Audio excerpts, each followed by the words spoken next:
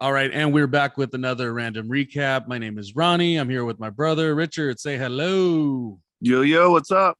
Richard is my brother. Oh man, and this is a show we like to recap, but now we're down to the wire because we are doing episode 9 and 10. So episode 9 sort of gets us ready for the final, which I thought, Richard, there would have been a 2 episode final because on season 1 Allstars there was it crossed over to 2 different episodes, but this one we get like a preliminary and then we kind of have a sudden occurrence that happened, which was a bit of a shock, and then the last episode, episode 10, is the final. So I'm curious to know what you think about it. But starting this off is episode 9. Like I said, we're going to recap episode 9 and 10. And damn, I can't believe it's over, Rich. Like it kind of came quick, don't you think? Yeah, 10 episodes, kind of quick, right to the point. And I think that the audience was kind of yearning for a little bit more. Obviously, at the end of episode 10, we've got this tease. Whoa, no spoilers. No yeah, we won't talk about it yet. But what I will tell you, though, I will tell you one thing, is it's alluding that this show is going to be bigger and bigger and bigger. And the only discrepancy I have, Richard, is that on Challenge All-Stars 1, Devin Simone did her after show, right? But season 2, there wasn't an after show. So really, I would like to think that we have become the authority on challenge after shows, I mean, right? That's a lot of pressure, but all right, let's do it. let's do it, right? Okay, anyways, again, Richard, Ronnie, brothers, let's recap the Challenge All-Stars episode 9 and 10 of the second season. So, Richard, this is episode 9. Break Stuff is the name of the episode. Right off the bat, I will say, and I wasn't going to take the notes of songs, but Richard, we had Craig Mack, Flavor in Your Ear. We had the Baywatch theme song. We had Whitney Houston's version of I'm Every Woman. We had Ace of Base, It's a Beautiful Life. We had Bobby Brown, My Prerogative. Robbie Williams with Angels, and Annie Lennox with Walking on Broken Glass. I mean, this was the nostalgia that, of course, I enjoyed, right? And I was going to ask you if you agreed on this. Quote of the day, I think for me on this episode, is going to be when Ayana says, yeah, we might make a baby. When she was flirting with Tech yet again. I mean, yeah, I don't even know what to say on that. It's fun, and it's a really fun soundbite, but at one level I'm like, I think she really likes him. Like, it's not funny anymore. Yeah, you hear it once, you hear it twice, you hear it a fourth or fifth time, you're like, damn, she's all over him. Yeah, like a couple times before was like she had her like almost like a confessional moment. So you're thinking like, oh, she's doing it for TV, to the camera, saying how she likes, text money. We said last episode, but like when she kind of flirts with him in real life, it just makes me like, I was looking very intently when she was in the challenge and they like had to roll over and hug each other or whatever. I'm like, let's watch her body language, because I think she really likes him. But Tech, you gotta appreciate the fact that he plays along. I think that's kind of cool. Anyways, real cool episode. I'm loving the energy of episode 9. Obviously there's a couple things going on, Richard, which is coming into the house, we have Tech, Melinda, and Nehemiah, and they're proud of their victory. I guess we should allow them to be happy because, they're always going into the arena, and they pulled off a nice little victory, Safety Palace? Yeah, I guess so. And that was another thing. It turns out that people really like that song. I got to tell you, it's not stuck in my head whatsoever, nor do I want it to be. I think I'm more on the MJ level where he was like, oh yeah, it's catchy. No, the F it's not. I don't like it, Richard. I think it's just because you don't like the Austin cast, and two of the main people are in it. I mean, we'll get to them, but it's just it's not cute. But I guess, it's cute to a degree, because the thing is, I will give Nehemiah and Melinda credit in the regards to their consistency, yeah, and when you get thrown in all the time, or somebody in your team gets thrown in because you of course didn't win, so it's not like they were being bullied or whatever, which I believe sometimes Nehemiah tries to sell it that way, but you do got to give them credit that regardless, they were going in because of the numbers, and somebody always came out on their side. And I guess I'm being soft and saying it's nice to see Nehemiah get what he wants. I guess maybe I Well, don't know. I would just say since him and Melinda teamed up, they've done pretty well. I mean, they only got thrown in because of the side of the house. They haven't been last place like a couple of the other people in their alliance. Right. So they've Okay. been kind of pulling their weight. I mean, they haven't won one yet, but they've been pulling their weight as in not coming in last, being second or third. So you could see the team kind of coming together. Nehemiah definitely played the double-edged sword game this season because on one hand, he he was compelling television, he was a leader, all the things you want. However, that's playing so above the radar. You want to play under the radar.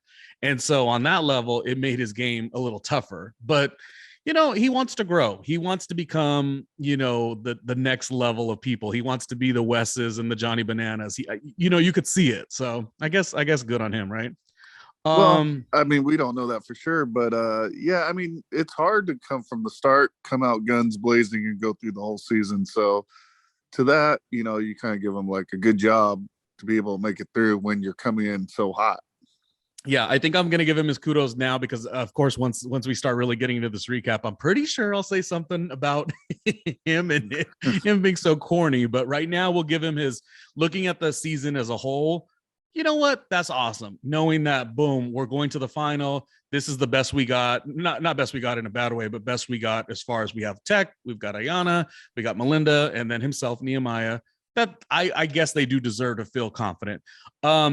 Team strategy, though, it seems like all the teams are starting to strategize, and I guess something no one expected. Janelle speaks on her back pain. Now she's telling basically nobody, but she does let Brad know about it. What was your reaction to her or any cast member sort of having to make that moment where they potentially have to leave the house? Like, do you feel sorry for them because they've come this far, or do you think, Richard, it's you're getting older, it's better to be safe than sorry? Like, where's your headspace when you see a cast member go through this?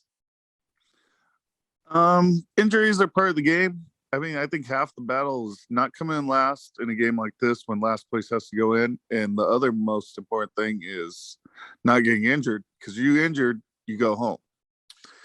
Well, she didn't get injured at the challenge, did she? Like Kendall got injured at the challenge. She got injured in real life, right? No. She got injured. Well, she got injured in real life, but when she dove in the pond, the 30-foot fall, she kind of tweaked it, and it's like an old injury coming back.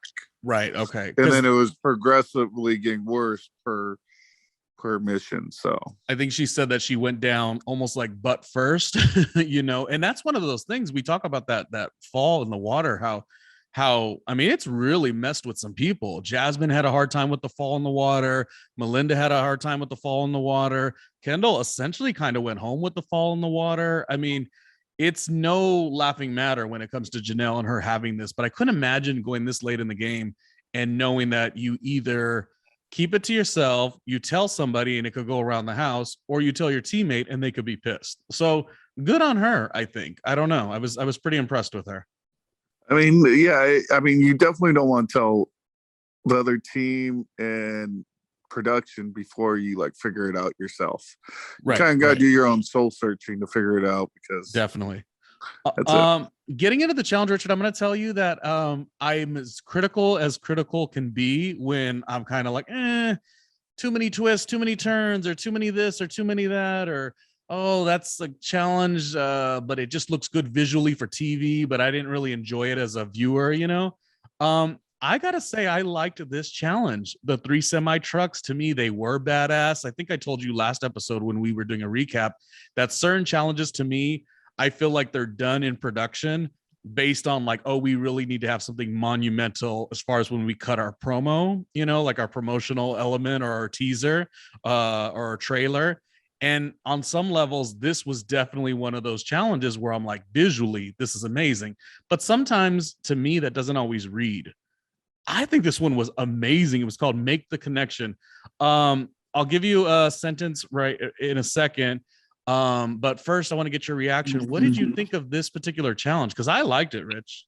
It was pretty basic. You're untying the knots. Isn't it fun? Isn't it funny the No, one time I mean, I say I like it and you're like, it was boring.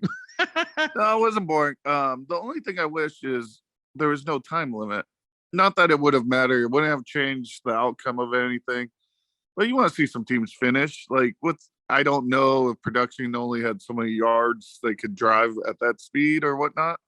So they had to, hey, you got a minute 20 or whatever it was, because you want to see every team finish. And then by the end of it, what I didn't like about it, we kind of already knew who won and everything without like no suspense of that.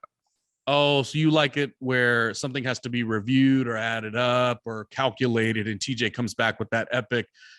You were only, 2 seconds apart. You like stuff like that a little bit better. Well, just every other team DQ'd or didn't finish. So it's like, oh, well, only one team finished. Obviously, we know the winner. Okay. Well, let me give you the notes on like what it was. So basically it's jumping. Of course you watched it, but jumping from the big semi truck to the smaller one. And then you had to untether the ropes, untangle the ropes and assess the lockbox. And within those lock boxes, I think there was about 4 of them. You get those keys and then you take it to another box at the end of the other semi.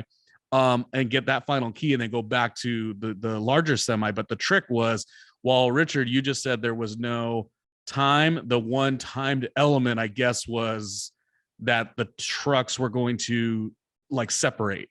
So don't you think that's a little bit of a timed element? Like you just mentioned you wanted a timed element, but don't you think they were all registering, oh shoot, I got to hurry up? No, they definitely were registering, but obviously it wasn't enough time for any of it. Like if it's only one it just takes away from the suspense if only one team finishes. If one other team would have finished in time, then we would have been like, oh, is it, fast forwarding to the winner, Nehemiah and Melinda, the only ones to finish, it would have been like, did they get the best time or did, I don't know, MJ and John A, Right. But when you already kind of know, it's like, oh, well, okay. I could see that. And I think that's sort of, yeah, I'll run through it in a second, kind of how everyone did, but it is kind of where even when Tech and Ayana don't do, like, there was no pressure because they knew that as so long as they didn't come in last place, which last place was already assessed by Brad by the DQ, that they were in the clear. So I guess to your point there, I'm going to say visually, I just liked it. I was very into it. But well, I'll say this: if this was like episode 1, this would have been fantastic because you would have had 20 people going in so quick, boom, boom, go, quick. And I think more than one team. But when it's like the final one and there's only 4 teams, and then they all DQ themselves, it's like, oh. But well, if you would have had 20 teams going at it, I think more people would have finished besides one, and then it would have been more exciting. And it didn't seem like it was that long. Maybe it was tough because they, the time it takes them to hook up to the carabiners and all that stuff and back and forth. It probably takes production a long time, but. Well, then I guess I'll say that I factor in what you're saying, that maybe a timed element would add to this particular challenge. But I will say the one thing I did like is, and they've done similar stuff to like this in the regular season, the MTV version.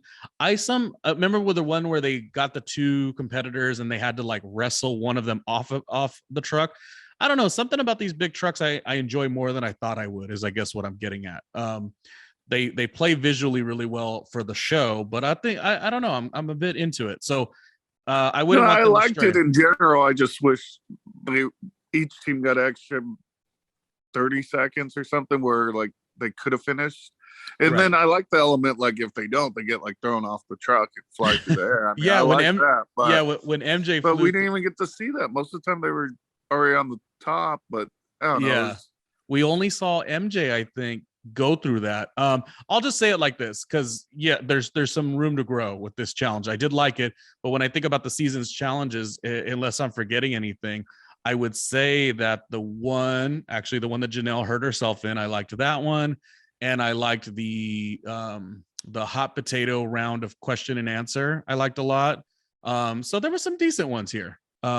There's always room for improvement, but Anyway. Going through it though, real quick. Janelle does better than Darrell. Nehemiah, they're successful. Nehemiah and Melinda successful. In my notes, I wrote successful, hoorah, hoorah, exciting, but boring as usual. Geez. Yeah, they just read a little They're the boring. only ones Richard. who dominated. They're just so give them their kudos. No, I can't, because this is why I'll tell you, and I'm going to keep it positive because Richard is the nicer one of the two, I guess. It's just that they do this thing that they're like, yeah, like we're gonna show them. Show who? Show what? What? Like who's against you? No one's against you. That's my only why. The whole house was against them. Go Nehemiah. Go Melinda. But they Team Austin. No, they weren't like they were against them in the regards of they were an alliance and you were an alliance, and I'm not gonna turn on my alliance, but they make it like this, like we were being bullied upon. It's like, not really. You were over here gloating every episode when you guys had your team doing well. You had Latarian, you had Ayana, you had Jasmine kind of switched over. You were the gloaty ones. You were the one actually being a little bit more like the us against you. And so I just thought it was a little cheesy, and God bless them both, Nehemiah and Melinda, but the way they were just so cheesy, Richard. Like we showed who, like, grow up. It was so funny to me. And so you don't agree? Hashtag Ronnie Jr. hates Team Austin. That is a reality TV, like sort of edited thing that kind of happens. I watch so much reality TV, maybe more in competition than like Housewives or Vanderpump Rules or whatever. But this whole, like, they're all coming for me and I'm going to defend myself. It's like, Nehemiah, it sounds like you're thinking of them feeling bad for themselves and pity for themselves. No, I think so. No, you do a competition, you do well. You're just like, yeah, I'm proud of myself. Well, and so if it comes out like that, it comes out like that. Like, yeah, hell yeah. And you're on the other team. So screw you, other team. Whoever it is. So maybe, okay, so you're thinking maybe when a producer's there and they're doing their testimonial, their on the fly interview, that maybe the producer's asking questions like, oh, how did you feel being the only person on your alliance that's still, one of the only people on your alliance is still around? How did that make you feel to bounce back? Because a lot of times, the times I've done reality TV, it really is the producer's question that will spawn a response. Okay. Yeah, spin it one way or the other. Yeah. 100% it went like that. So it's like, yeah, you're right. They probably said the first 3 times, when the producer's trying to get the information, like, oh, we're excited, we're happy, we're proud. But by the 3rd or 4th time, they may have said, well, hey, Nehemiah, tell us how you feel about being not ganged up on, but like being, there's six of them and only a couple of you. How do you feel about like winning despite the odds? Or so what'd you think when you saw the other 3 teams get mad that you finished 30? Yeah. Okay. So then we basically got edited the 4th reply. That does make sense. I can see that. I did the Fuse TV show, and when I got selected to the next round, I humbly put my hands together and I said quietly, "Oh, thank you so much." But then the producer came back and said, "Oh, this is saying you're going to the next round. Can you show us more excitement?" We did a second one, Richard, and then we did a third one. By the 5th one, the one that aired on TV, they said, "Congratulations, Ronnie Jr., you're going to the next round." And what people thought I said naturally was, "That's right, baby, let's go." And I assure you, I didn't say that at the beginning, but no one would know the wiser on the edit. So maybe that's something kind of what was happening. Okay, Richard, damn it. When you work with your brother, this is what comes out. Okay, Brad and Jody, they have the DQ. It's unfortunate because Brad just he went all Hulk smash. He went Avenger style on those boxes. Why do you think he did that? I don't understand. I guess it's just the heat of the competition. Sometimes you lose your mind. I mean, the thing is, stay cool, stay calm, stay focused, but there was no calm. There was no focus. It was get key, move key, smash. I guess. I wonder if there was a communication breakdown between Jody and Brad, because this last episode 9 here, it felt like we weren't getting a lot of them. And that could have just been the confessionals too, or how it's edited as we talk about. But I wonder if like there was some frustration that led to that, versus just being like a spur of the moment thing. I just, there's parts of me that they were wonder. killing it and winning every one, so I'm sure just in general they're upset that they got DQ'd, because DQ, I mean, you're going in, Right, and right. no one wants to go in the time right before the elimination. So it's the pressure of knowing that like you're one full round away, arena and then you selection. might even feel like embarrassed to a certain extent, because you're like, oh, I didn't follow the rules, right. And you feel bad, and then you're like, damn, I did that to my partner as well. And so like, so a lot of self like inner. I didn't like that he did it, Richard, but he, you and I, this is one thing we do agree on. We did love the San Diego season, the original San Diego that's my season. favorite. Sadly, rest in peace to, what was her name? Frankie, but then Cameron from the Bravo reality show, Jamie with Brian Greenberg. You gotta throw Southern Charm. Was it Jacque? Right? Southern Charm? Yeah. What did I say? Yeah, I said the Bravo show. Just the Bravo. Jacque, I think it was Jacque was on the show.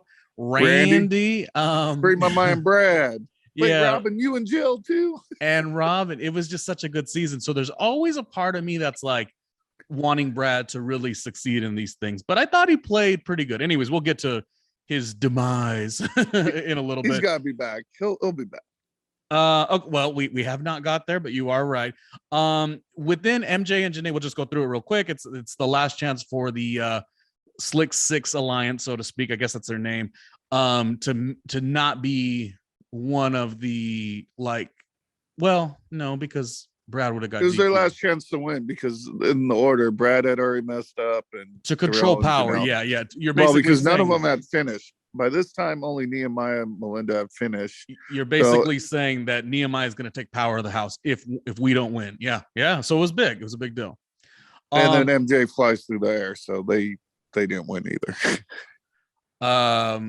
Yeah, and that was, like you said a second ago, that was the only one we got to see like that. I would have liked to see more people sort of, if they didn't accomplish it, like like that whole even the show taking it down to the wire, where they're like trying and oh gosh, I'm trying to make that last move, and then you fall short. Like, we didn't really see that. You're right, that's like a major component we didn't really see. Tech and Ayanna, their whole goal in this regard is just to know that they're not needing to be last, because the only thing that will mess up the fact that their alliance members, Nehemiah and Melinda, have won, is if they come in last. That's the only thing that really messes them up, which is why we had that wonderful motivational pep talk with the two of them.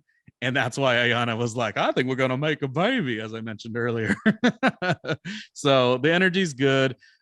It culminates in Nehemiah and Melinda winning. So kudos to them. Ooh, you making up with Team Austin?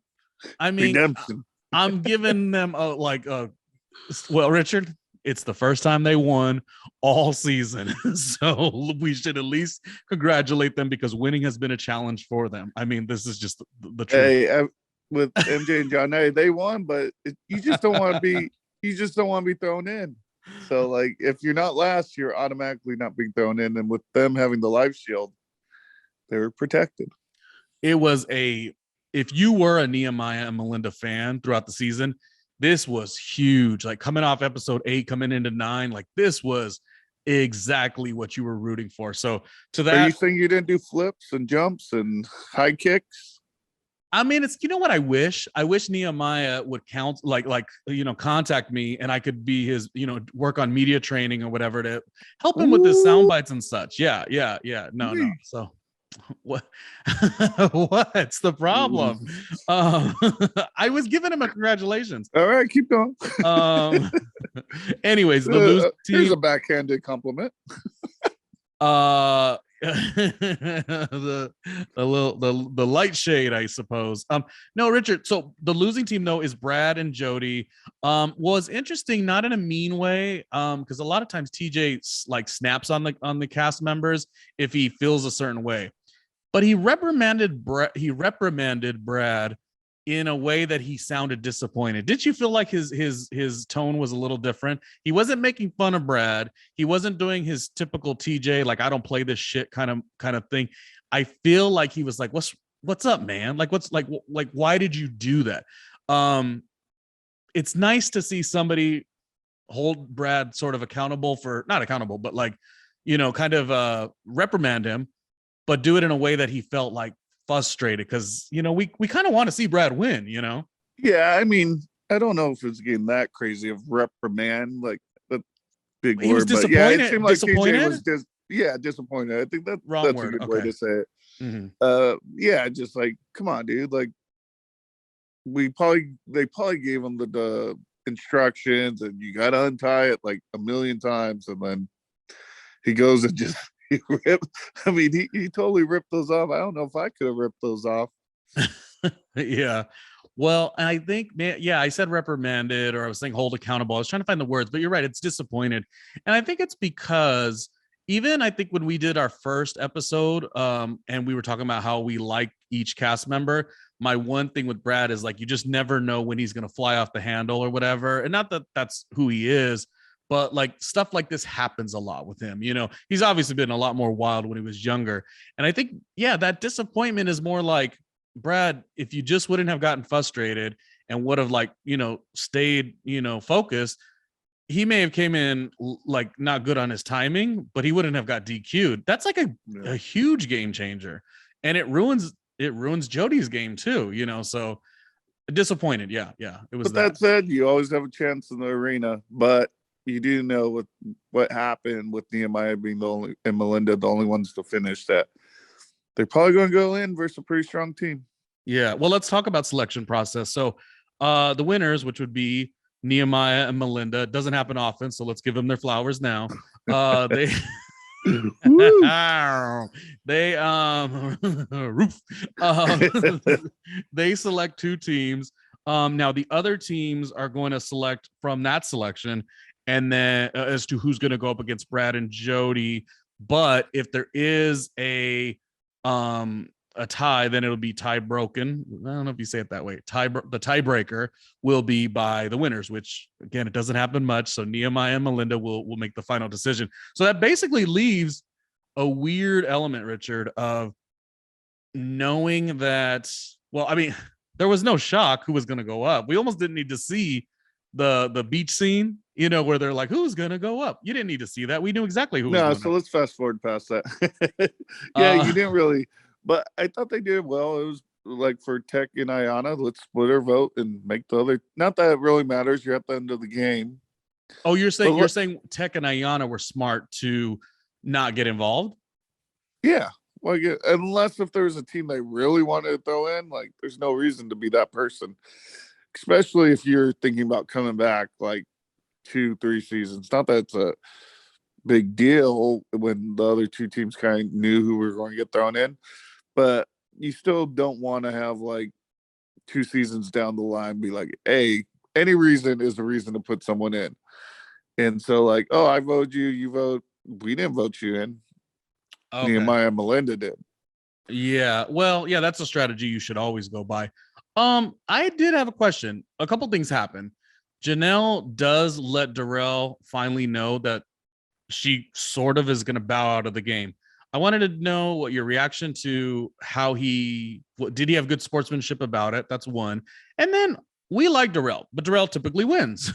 And the last 3 seasons, he went home earlier kind of than usual on the regular MTV version, and then went right to Allstars, did a final, but came in second place.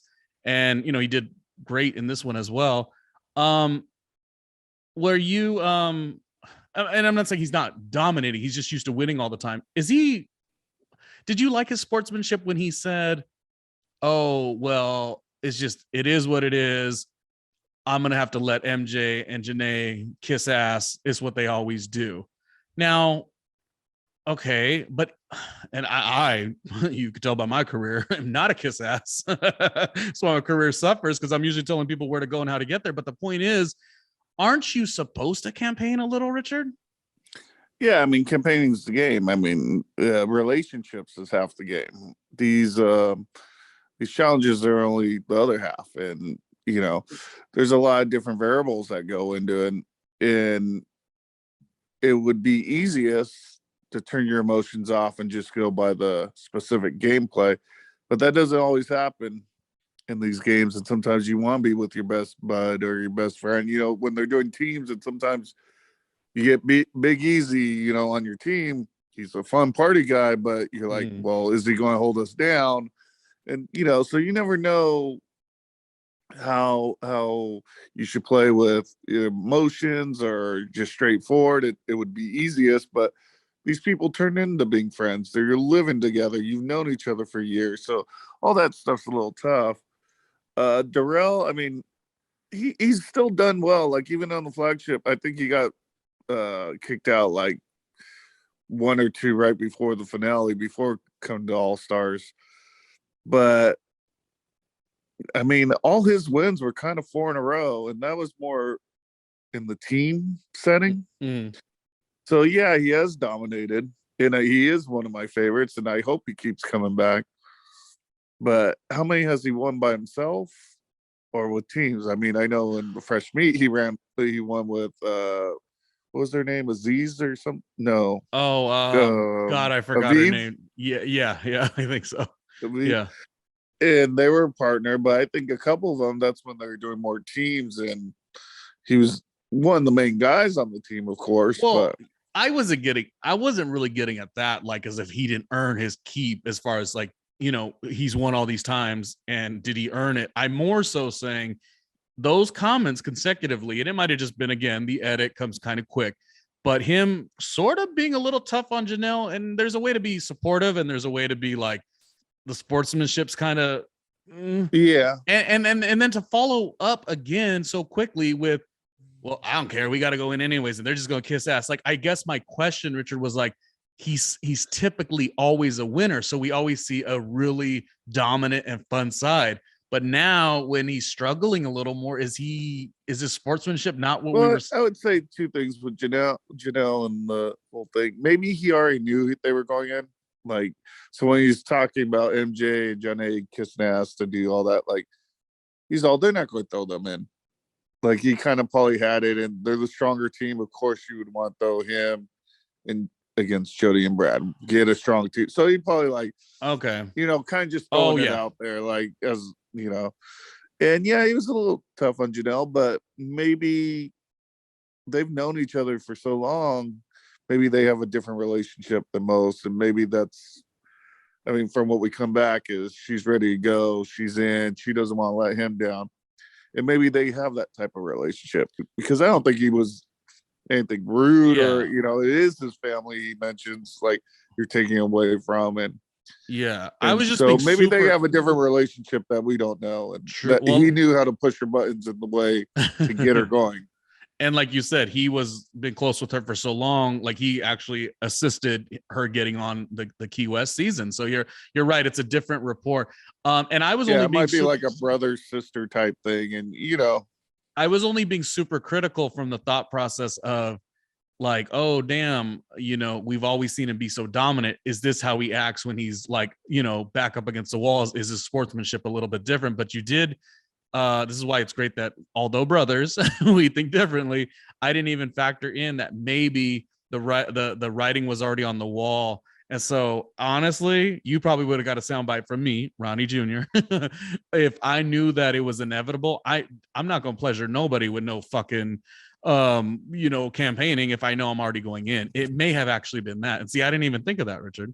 Yeah, and I've heard some like Johnny Banana stuff, like he never wants to give people the satisfaction of like the groveling. Like, if I'm going to go in, I'm going to go in. There's not much. Now that is a kudos from Ronnie, because I'm the same type. I am the same type. Like, don't do me no charity. 7-time challenge champion. I'm a champion in life. Okay. 7-time podcast champion. yeah. No, my radio resume is long. It ain't making money right now, but at the same time, it's long. You know, live TV, Madison Square Garden. My name was in lights. Talk about it. I mean, I'm just basically stating that, like, yes, I agree with that. Like, even if I'm at the most desperate of my situation, like, you don't get to control me needing to grovel. You don't get to give me no charity. So I'd flip the bird too. It's funny. A lot of times people want to see reaction. So the thing that gets people who want to see that, like, when you give them no reaction, it makes it even worse for them. Yeah. Okay. Well, that's a different perspective, and I was only being critical because I like Darrell, so it was very odd that I would come at him like that. I was like, is it bad sportsmanship? But the way you're explaining it, it's like, nah, it might have been that it was writings on the wall. So why waste the time? And it didn't help actually going through these couple things that I just mentioned. Janelle with the injury, the other team's gonna kiss ass. It's the way he said it. Maybe he was just being, Yeah. whatever. But then we also find out he has a personal thing where he does find out his grandmother passes away. It's what I Well, no, you just got a picture of his grandma who had just recently passed away, I believe, wasn't it? I thought he got the information. I don't know for sure now that you asked it in that way. Either way, it was done in a way that it's coming from the family. We watch Big Brother and we see just how emotional it gets with the writing, and I think the writing was from his wife, and then yes, there was the photo. So that unlocks a lot of heartstrings, makes you sad, makes you emotional, but the way Darrell used it, it does add to your fortitude. So I think that is actually pretty cool. Yeah, yeah, interesting. I thought he got the information at the time. No, I'm not. I don't believe so. It was a picture of his grandma, and I think she had passed not too long ago. And you just Right. see that he was expecting it, and it was like, wow, like kind of hits you in a way, Not expect Yeah. you maybe because it was from his wife, so maybe he's expecting a picture of them too, or the kids, or Richard, either way it was, and it's not taken away from the flagship MTV version, but this is why I like more of a almost like a there's like almost like real world moments. While on the regular version, we don't want to hear Corey and Tony say, I have kids, this is why I need to win. I think within this one, I always get more of a it's true connection to though. They do have they have kids. kids. Corey's got kids, Corey's got kids. Says it every episode. But on the regular season, it's not layered. It's just basically saying it's almost like asking for a free vote, and however that particular season goes. Like, oh, you can't vote Corey in because he's got kids, and we got we're supposed to not want to win because Corey has kids. But in this one, the way it's done, it kind of gives me a bit of a nod to the earlier Real World seasons. Like it feels more warmth in that way. Like I don't know, I just like it. And we don't have to spend much time on it because we do got to keep moving. But yeah, I liked it. So in the arena, it's called the Smash House. It's basically 4 different rooms. The two players from each team are divided. You're basically smashing the belongings, taking the bricks, or not bricks, not brick, well, The whatever they're called. rubble, just The there's debris. a bunch of different objects, and And you're one room basically set up with like set up with shelves and in, bricks T- and in stuff. TJ's face, so you could take out your anger there. And then it's just it's a bit of a classic type of challenge. The debris has to go through a 6 and a 3-inch square, and it's basically handing it off to your other teammate, and then it has to be into this box, and then who's got the heaviest weight. Not the most like compelling visually, but knowing that Janelle was hurting, it was nice to see her pull off the win. I was sad to see Brad and Jody go. I was, but I mean, I was Yeah, pulling for but this Darrell. might have been the best one for Janelle. She's just sitting by the hole and just kind of, Yeah, no, and it's if she all would have yeah. got like a hall brawl, or or a pole wrestle or something, that might have been tougher on her back. So it Mhm. worked out where the one room was doing a lot of smash. Not saying the other room wasn't doing smashing, but you had to break it up into smaller pieces. I think my only question for you is what is the strategy? Like, I do think you're supposed to go with a little more patience so you could have more accuracy, but how with all that adrenaline, I mean, I don't blame either Jody or Janelle for just throwing the in the 3-inch hole to throw the debris, because you're just like, you're going 100 miles a minute. But it does seem like it would be more effective to take it slow, right?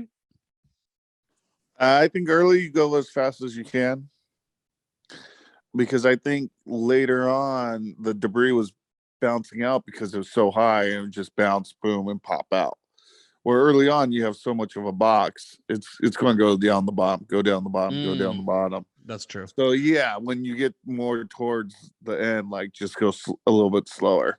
How about when Brad was so aggressive with it though on his end, from going from his room to Jody's room, the debris was like hitting Jody. Poor Jody. She also had the moment too where it was like she says in the confessional, she's like, I mean, I'm gonna try to win, but everyone's cheering for Janelle. Doesn't make me feel good about myself. I was happy with I just because they were my team. Like I was really feeling like motivated. Like I really wanted this team to win as much as I wanted Brad and Jody. Breaks my heart to see them go, but I was happy with the victory. I definitely was. This was the right pick, or not pick, but this was a good win for the team. I mean, I was more going for Brad and Jody, but Darrell and Janelle were my two, so it was bittersweet either way. So you would have thought Brad and Jody just Real World San Diego. That's my favorite. Yes, okay. And then you got Jody and Derek who are good friends. So like, yeah, those are some of my favorites, and can't go against San Diego. Do you have any opinion of Jody saying in the confessional, crying to a degree and saying it's like it was all for nothing? What are your thoughts of that? You're a competitor, you lose. Yeah, you feel that way. So I got no problem with that. Like, you feel like it's all for nothing. Now you go back, you go home, you see your family a couple weeks later, then you're like, oh, it's a real cool experience. But when you're getting interviewed, I mean, you look at all these superstars in different sports, like that's half of what they're saying. Like, dude, I just lost the game at the buzzer in triple overtime or something. And I got to come out and you're supposed to come out nice, but sometimes you have different opinions at that moment. And you're like, just leave me alone. Like, let me take it all in first before actually getting interviewed. And they're getting interviewed right there. So, yeah. Well, we always say, and everyone always says that, based on, it's not exactly the way it works, but based on TJ's salutation, they're welcome back. And his salutation was like, you guys are coming back. I think Jody would probably want to take a couple seasons off. That's what I have a feeling. I feel like this was real emotional to her. I don't know. We might have to just get Jody on the podcast. Well, that's Jody, the thing. Jody, you out there? We are going to start getting a couple people on. I believe based on availability, like who's busy, who's got a busy schedule will probably be the way. That's something we're putting into the universe for the next couple of seasons, as season 3 is right around the corner. But, some of the people are very busy. They got busy, full lives. We would probably have to get guests that are, on this show that aren't really doing a lot. Nehemiah might actually be available, so we'll probably try to reach out to get him first. Yeah. No, he might want to take you in the undercard of the Fessy next boxing fight. Oh, who's Fessy fighting? He's called out Mark Long. What's the issue there? No, it's just a wrestling. Okay. Well, yeah. All right. Well, this ends the episode, episode 9, where as a viewer, you're like excited. You're like, oh, wow. Okay. I can't wait to see the, right when this is happening, I'm sitting watching on Paramount Plus. I'm like, oh, let's see the trailer. I can't wait to see what the final looks like, TJ's final. And then all of a sudden it's like, oh, no, the final starts now. And so again, my little sympathy that I have for Janelle, I'm like, oh no, her back. Like she doesn't even have a good night's sleep and she has to go into TJ's final. And I initially was like, oh my God, I remember what season 1 as a viewer. Oh my gosh, I remember what season 1's final was like. I just felt so overwhelmed for really. Jeez, look at you. I'm like, hell yeah, let's get to it. God, what are we waiting for? No, Richard. Come on. See, this is why we are technically brothers, but no, I was more sympathetic. I was like this. Let them sleep. Watch a different show. Let them sleep, get their rest, and you could give them a 3-day final. Maybe put them in a cave and have a bear or tiger in there. Like see, you could tell you were raised on sports, and here I was raised on Janet Jackson, so I wish they could have slept a little bit. Anyways, we won't get into it. That wraps up episode 9. This basically says the final starts now, and what happens next on episode 10? Ooh, who knows? All right, so let's talk about it. TJ's final. It's here. TJ's final. Episode number 10, which is, more than episode one, season one, because season one was only 9 episodes. So this is different. Oh, no doubt. Hey, we're getting more and more each season. It's interesting because the final is exciting. I definitely didn't know where it would go. I told you that I specifically think, give him some time to rest, but you're totally into this whole thing. The question to you, Richard, is when you do it and you find out that you finished the elimination, or if you were a bystander of the elimination, do you, when you have to do the sleeping challenge, or not challenge, but one sleeps and one stands, what do you choose, Rich? Like, what would be your plan of attack? Well, first of all, as a viewer, I want them to get right into it. If I'm a player, I want a 4-star hotel, some champagne to celebrate it. Maybe fly me to a different country, and then we start. But usually we get these sleeping challenges in the middle of the final, the 2-day TJ final. And for All-Stars, I kind of like it start off that way, and it was kind of out of the blue, so they weren't ready for it. Yeah, it was definitely expect unexpected. I kind of thought it was going to be more in the vein of a 2-day final, like the last time. And they did have some sleep deprivation stuff then, but to do it right off the bat, I felt so depressed for like a Darrell and a Janelle because they had literally just finished. So you're starting on like the worst fatigue. But I'm going to say, well, I would say maybe the biggest adrenaline high. I mean, that's a nice way to say it, but I don't know for sure. I mean, you're standing on a log, so like you can't go to sleep after a one like that anyway. So you're kind of resting in your body. Well, I was going to say that if it was me, I mean, obviously easier to say on the couch than in real life, but I do honestly feel that, depending on what my teammate would want to do, I think I would choose to go with I'll stay up first, sort of wear myself down as far as getting a little more exhausted and then go to sleep. I think I would have had, like, if it was me and a teammate, I would totally nominate myself to stand for the beginning half. It just seems like the best strategy because there's no way. And I don't even think that's just for the people who just won elimination. I think even the people that were at the arena, that's too much excitement. How are you going to put yourself to sleep? It seems crazy. What's funny is all the men went to sleep and all the women stayed awake. Well, women run the world, right? No, it's just cool to see. And I think they had a bonding moment. And, you like to see it. They had a motherly bonding moment. But I was just wondering what your strategy would be. But for me, unless the teammate wanted something different, I'm definitely standing first right up till the moment I get tired. And then I'm like doing a loud cough and I'm like, wake up. If it was me and you, Richard, now stand up, damn it. So I could rest.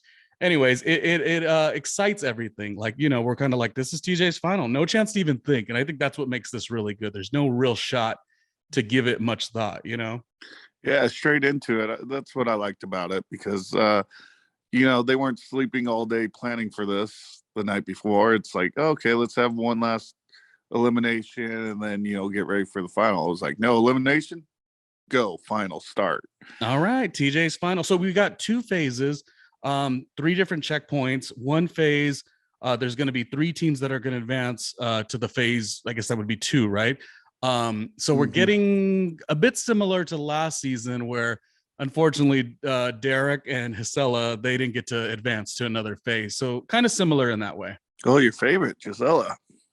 Nice shout out.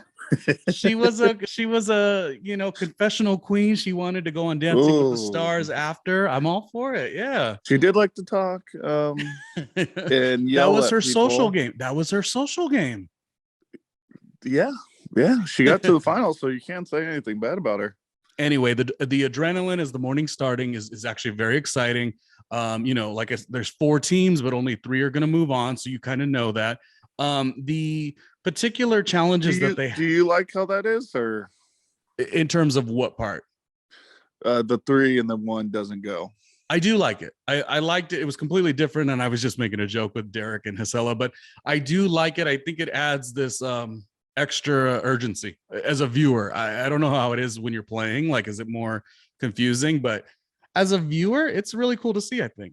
I like it as an idea. But when we get to phase 2, I'll tell you what I don't like about it, because there's no like advantage of winning phase one. It's just don't come in last. Oh, okay. Well, so if you add time to it, then or like a 5-minute penalty for one team, or 10-minute penalty to another team in third place, and so on, then I'm okay with it. But it's like, well, why do I gotta kill myself and try to win first place when we're all going to leave at the same time for the next challenge? Well, I definitely think they should do you get to go sooner based on your time or whatever the challenge is. Wasn't there the one of the regular MTV version where it was the one where they had a lot of contestants and they all like went based on like a lead? Which one was that, Richard? There's been a couple here and there, so they have done it. They have done it. It was the one where the guy he was up the hill. It was like a castle or something. The guy like timed out even. He was exhausted. And sometimes it's like, oh, what is it? Too much time or not enough time to give between? That's probably a hard thing to figure out as production. Yeah, I think the only thing it's doing is saying, damn it, you don't want to come in last because you are for sure going home. But as far as advantage, yeah, it is interesting. I didn't think of give me something like. Well, yeah. Well, we'll get to phase two later, but all right. Well, then there could maybe be advantage there. Yeah, I don't know what it would be for phase one. We've got we've got all these different choices. One is the tandem bike puzzle. The other one is you have to decode with the flashlight. But while you're going into this cave, which becomes a thing that somebody accidentally checks out first. We'll get to that in a second. And then we have the checkpoint based on memory. The biggest thing is I almost wondered if there should have been 4, and that way each team could go to a separate thing. But I guess that's what made it really great, is there was a bit of chaos. We had traffic, we had people getting lost. Of those 3, if you're a teammate, Richard, which one are you choosing? Which speak to you? Because TJ gave all the instructions, and then you had to come back to the main area and start to solve the puzzle. Not a puzzle, but you had to get what would it be, like the medallion or something like that to kind of move forward. But he didn't give them, any direction as to what they could choose. That was a free reign decision, right? Yeah, we've seen this on a couple other shows, Big Brother, Survivor, and you got the people running into each other. It's like, what do you do, or what do you think's best? I would probably always do the longest one first, even though for me it's easier to catch up to someone than being in the head, and then all of a sudden you see a team catching up on you. Like when you're catching up on someone, you feel like you get that extra burst of adrenaline. Wait, so that's saying that you would do the easiest one, or I don't know. No, I would do the most strenuous, the longest. So probably the bike ride, because that seemed like the longest of all the 3 checkpoints. The bike ride was the one where they were tethered together and they got those pieces and they had to like make a puzzle out of those pieces, kind of a thing. Yeah, but it said like they were going like 6 miles there, 6 miles back, and it just seemed like the longest out of all 3 checkpoints. I agree with you for another reason. If you are sleep deprived, your biggest deal is to do the thing that's going to cause less stress on your mind. That of the 3 was the one. I mean, obviously it was still mental, right? It was still like a challenge mentally for sure, but it was the least. And it was the one that was a little bit more endurance in terms of physicality. And yeah, going off your point too, to spend the timing of it or whatever, and to gain momentum, like that does that like by doing it and accomplishing it, it doesn't take much, like, how do I say it? You're not going to get yourself depressed. If you do the other 2 and you don't get the puzzle correctly and it's a memory thing, you could get hard and down on yourself. Doing the bike ride, it's kind of like, it's hard for sure, but it's more of a strenuous thing. And when you could accomplish the hardest thing was carrying the big puzzles, and which is hard. I mean, we're from heavy. We're from the couch. We're not saying it's easy, And what I would say is, if I saw 2 teams go to the bike ride, well, obviously I'm not going to the bike ride myself. I'm going to do something no one's at, because like you said, you're not running into each other. Imagine 3 teams doing the bike ride, and it's like, well, then Darrell's gonna, take out Ayana if that were to happen.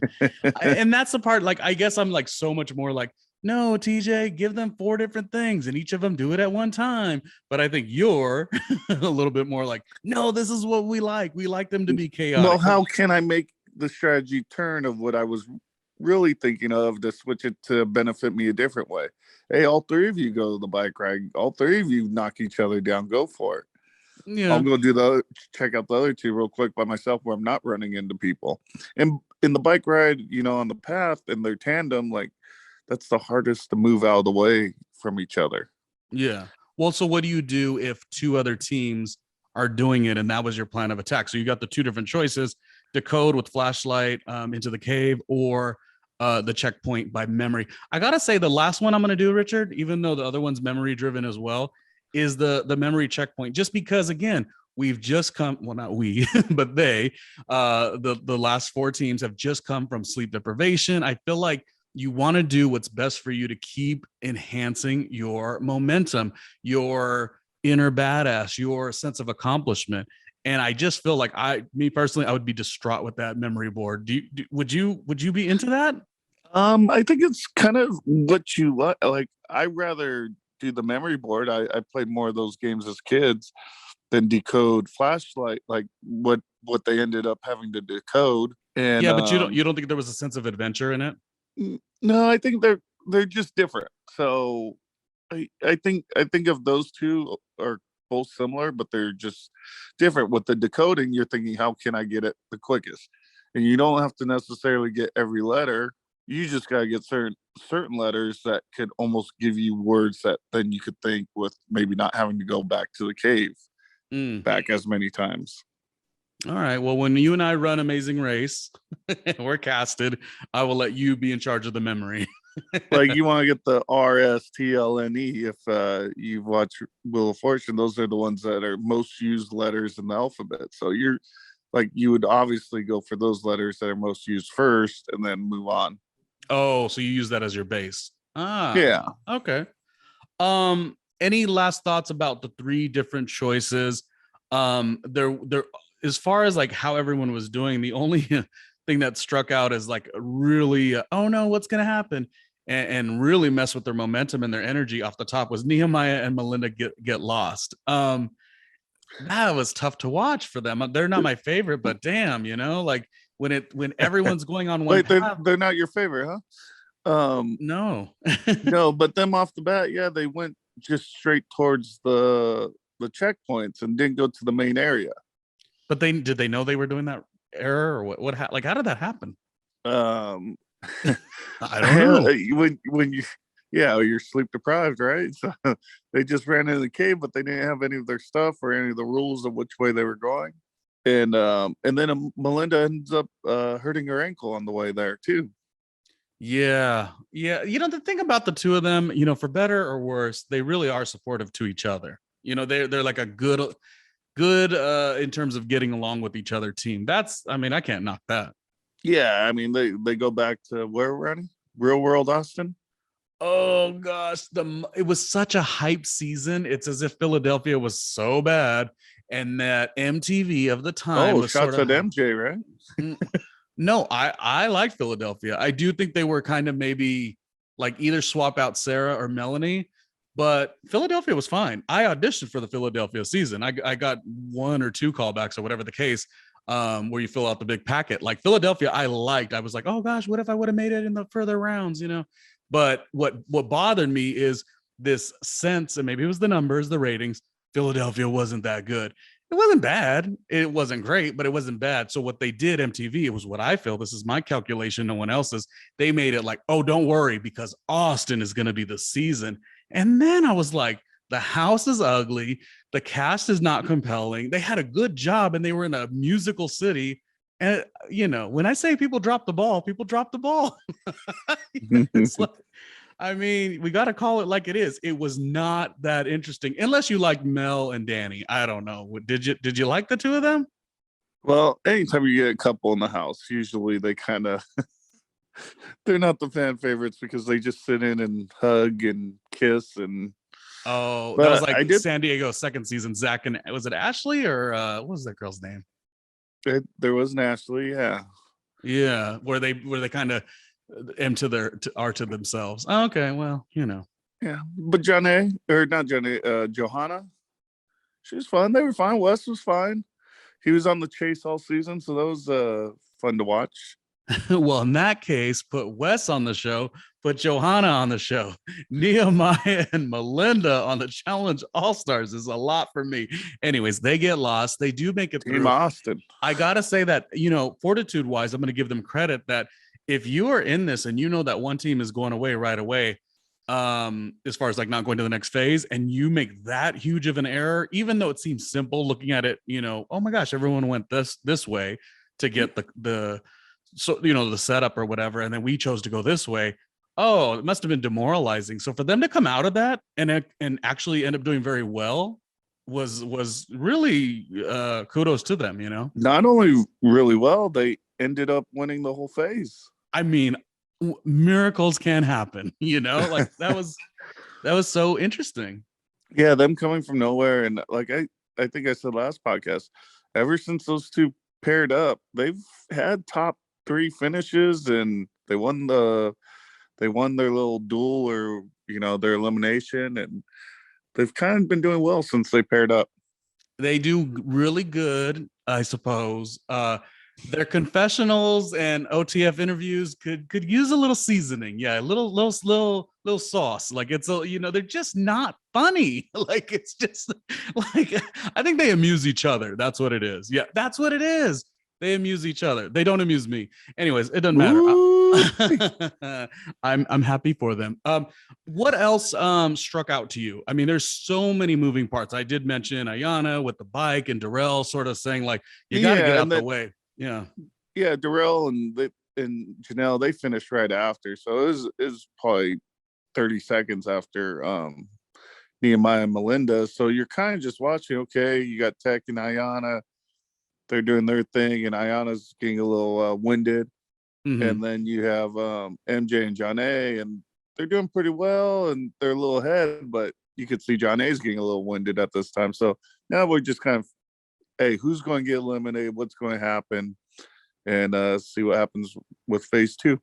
Yeah. Did you expect, well, we'll get to a second. Ayana and she did ultimately decide to finish. I wouldn't call it quitting. It was definitely like, quitting is one thing. Like TJ always calls out quitters, but he gave her a little bit of respect. She gave a heck of a season. She was at that level where, her health kind of played an impact, and you don't want anyone to like push themselves to a limit that makes no sense.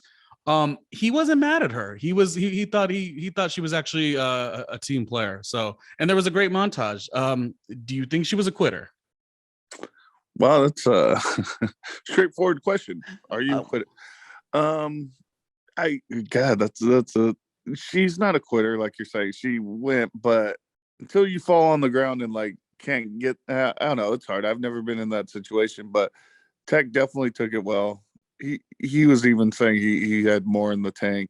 He was more frustrated when they were in the cave. Remember, he was like, fuck. And, he was really sort of on his frustration level there. But for whatever reason, he kind of rode out with his partner. Yeah, he didn't get on her. He let her be. And I think he was accomplished. Like, you know what I mean? No one expects Tech to go this far. And he did pretty good. So good for him, Yeah, and Ayana's probably, she's very vocal and in her feelings and very competitive. So for Tech to handle it the perfect way, and they never got into any fights, and it seems like they had better communication than you would think.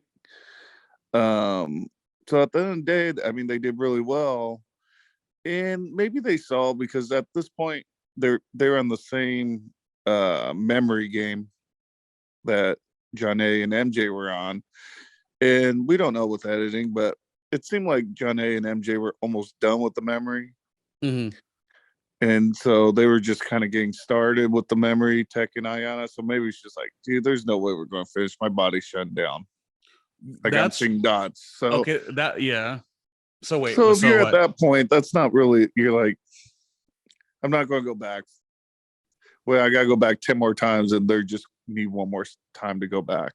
Okay, I asked you the hard-hitting question, like, was she a quitter or not? And you explained it well. But on the flip side, people got mad at Fessy for leaving Casey on the regular MTV version, because he was like, why am I going to eat this food, which clearly Casey cannot run the final? and they got on him. They were like, it doesn't matter. You still need to go as far as you can go until, you're announced, not moving on. So isn't that kind of contrary a little bit? A little bit, but Fessy wasn't at his last like step. Like he wasn't out of shape, like not out of shape, but like he wasn't feeling like his body was going to die. Yeah. Type thing. So I think that's why, I mean, he didn't push it to the limits, but no, I understand.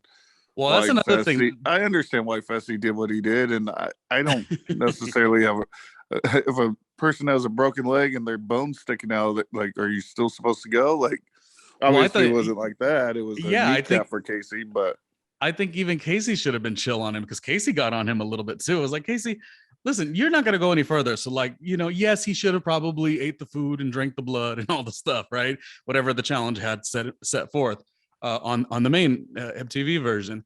But like, he wasn't going to win because you couldn't compete.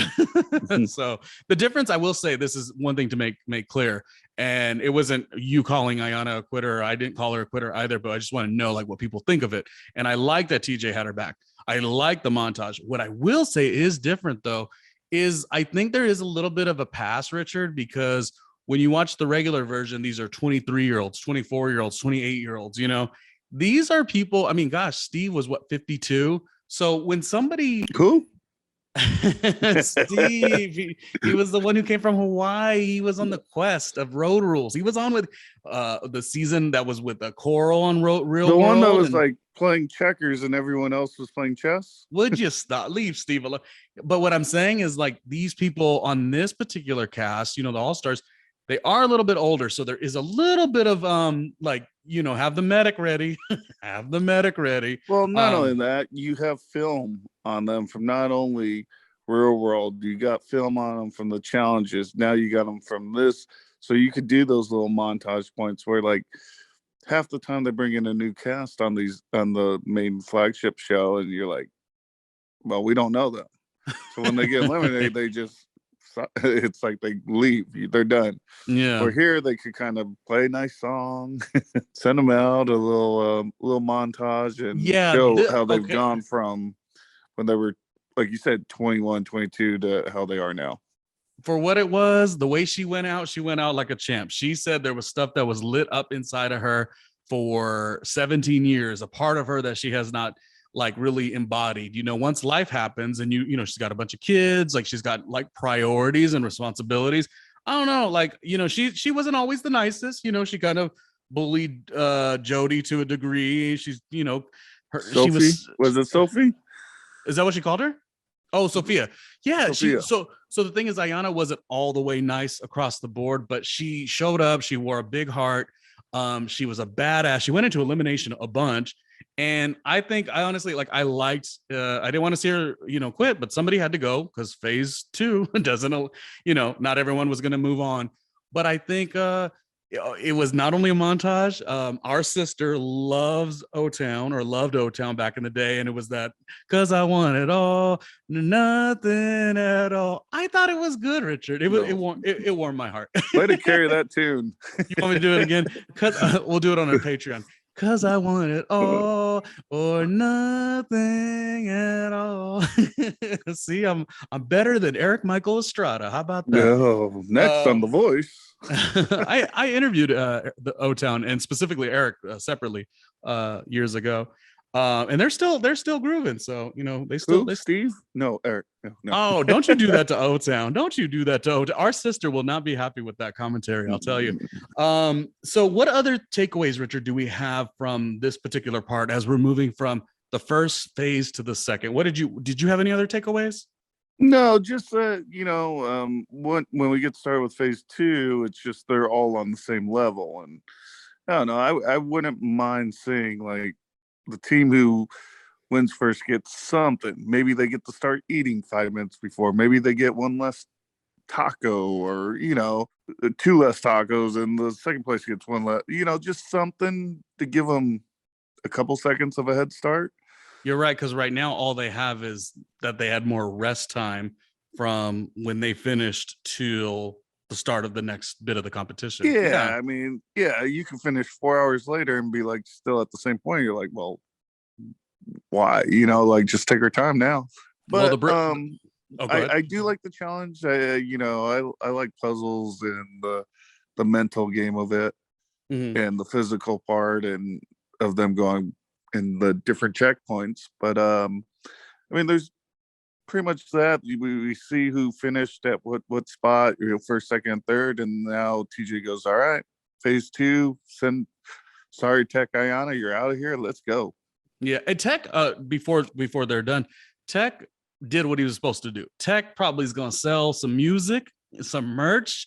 He said in the package, I want to be an action star. I mean, we can't forget, Tech from Van Wilder. Wasn't Tech on an episode of Friends too? Like, Tech's always going to find a way to work. He's going to DJ, he's going to promote. And so I'm not saying that Tech went in here saying, I don't want to win. That's not what I'm saying. But Tech does know, I just want to give good TV and I want to work and book the next opportunity. And honestly, he didn't win, but he won something else. He won that a game well he's played. The entertainer. Yeah, he's the entertainer, and he's gonna. I mean, whatever's the new Friends, he'll probably book work on that one. He's gonna be on the new Hillary Duff How I Met Your Mother spinoff or whatever. You just never know. That's what Tech, like. He's definitely a dynamic personality. All right, so the food items though, now that they're gone, Richard. So the food items are fish eyes tostadas. We've got crickets of a burrito, and the nachos with cockroaches. Sounds delightful. Woo! I know what I'm choosing to eat first. Don't forget the blood. Oh, that's the part. I'm never a fan of vampire. That.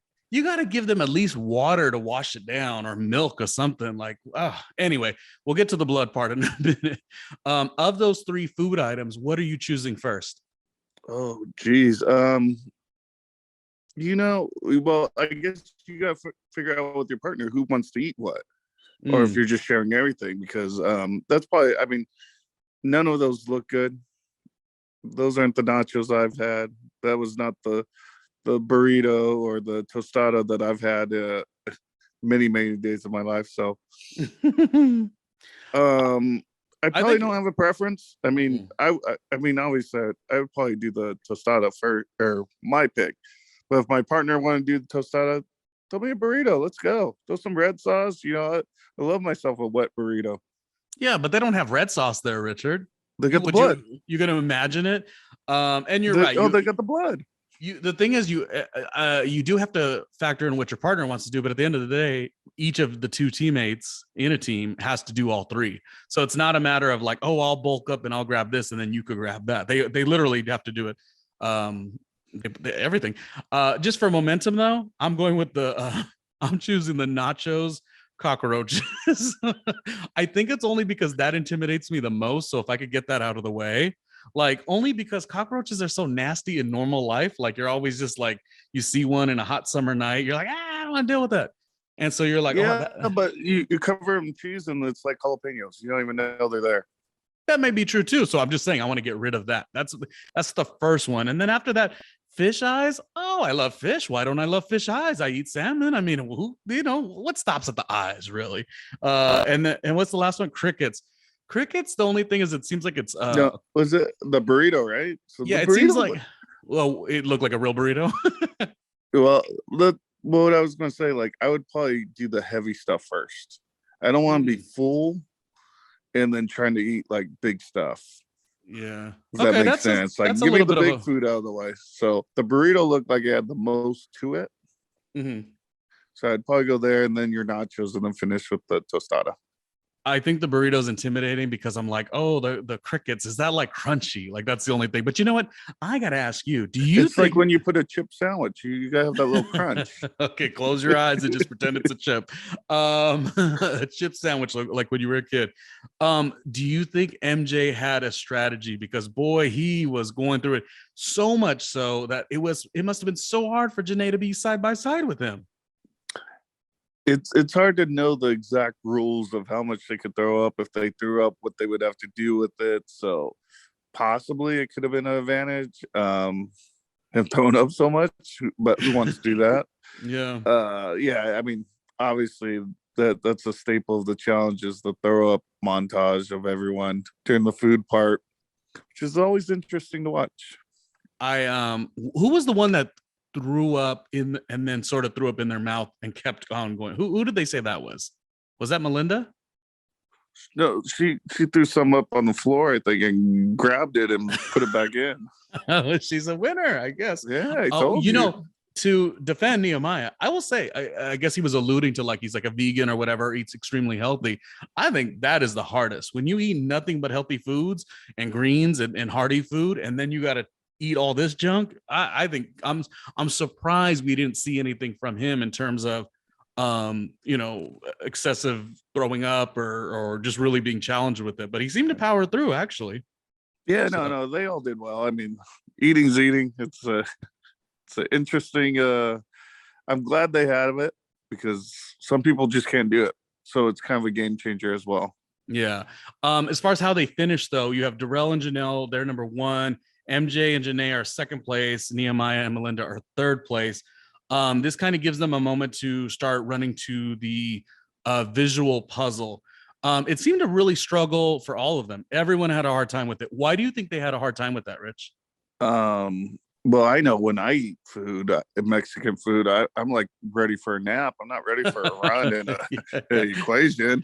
And to mention you haven't slept, and to mention that there's, $500,000 that could be won. I mean, that's going to do a lot to your brain. You're right.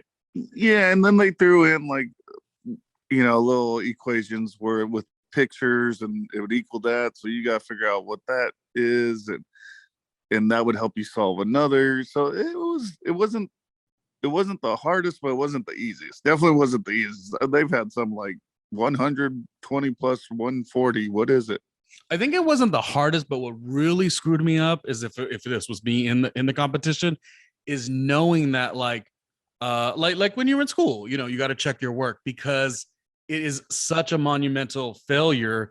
And not a failure really, but if you get the wrong, I guess by getting those 3 equations or whatever it was the code, like a code like you do in a high school locker, Yeah. 3 over 2 over. Yeah, You're all scrambled brain and all that, tired and all that. So it makes it even tougher. Yeah. And I think that, you kind of like don't, it seemed like some of the guys had like kind of stepped back and said, okay, Janelle, you got to handle it. Okay, Melinda, you got to handle it.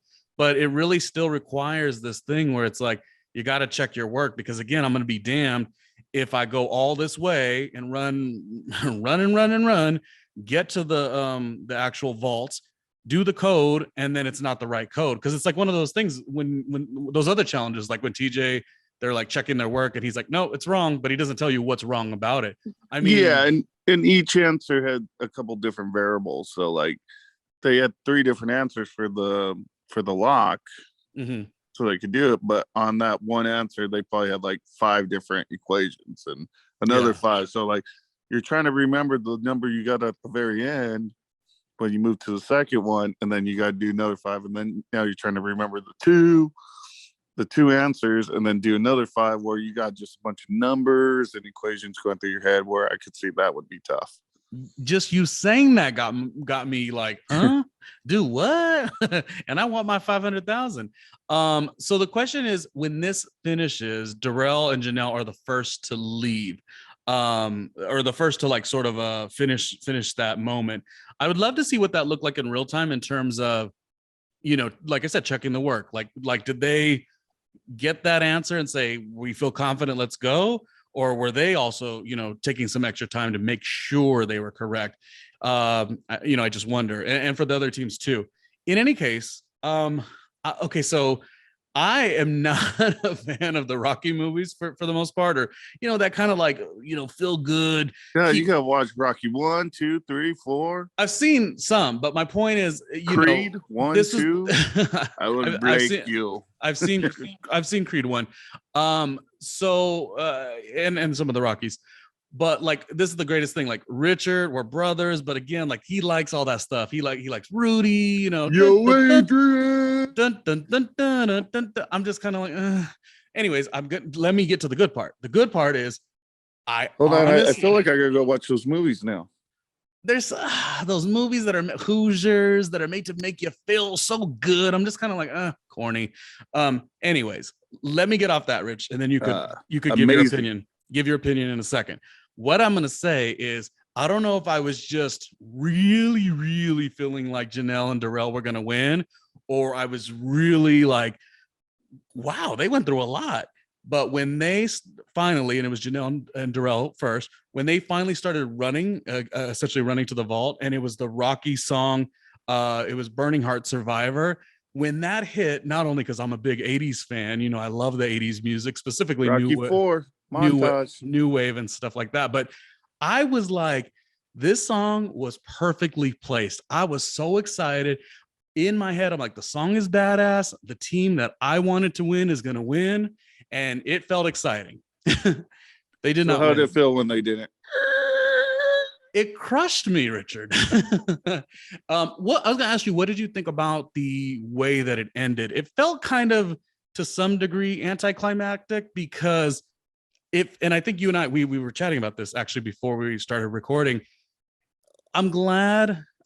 I guess even well, we had a couple of questions. Like, first of all, MJ and Johnny, they get open first, so they end up getting the money out, and it almost seemed like once they got the money out, it was over. But they were supposed to go to the plane, so we were like, well, could the other teams keep going and try to like outrun them? Because they were on fumes. Yeah. So it was almost like, no, it was just who opens it first. But well, it obviously was that, because otherwise the other two would have kept why going. would you stop? But I don't know that that's the best. So I think production wanted a big moment with the planes. So that does make sense. And I won't knock that. And we'll get to that in a second. The plane was amazing. I couldn't even imagine, like, oh my gosh, I just won. And now I'm sitting in this jet with TJ. Like, this elevates the experience. So that's good for that. But what it wasn't good for is, I feel like most challenges that I like specifically going to Allstars last year, you know, they had to go up the hill, and there's still that, I mean, it's kind of like Yes was going to win. We knew it was going to happen.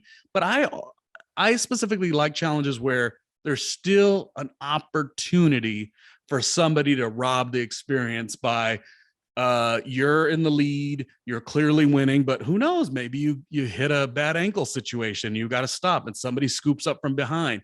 I feel like that was my only, if I was being super critical, I'm happy for MJ and Janae for sure. But right? Don't you feel the same? No. Well, you did. You just said that you wish they could run, though.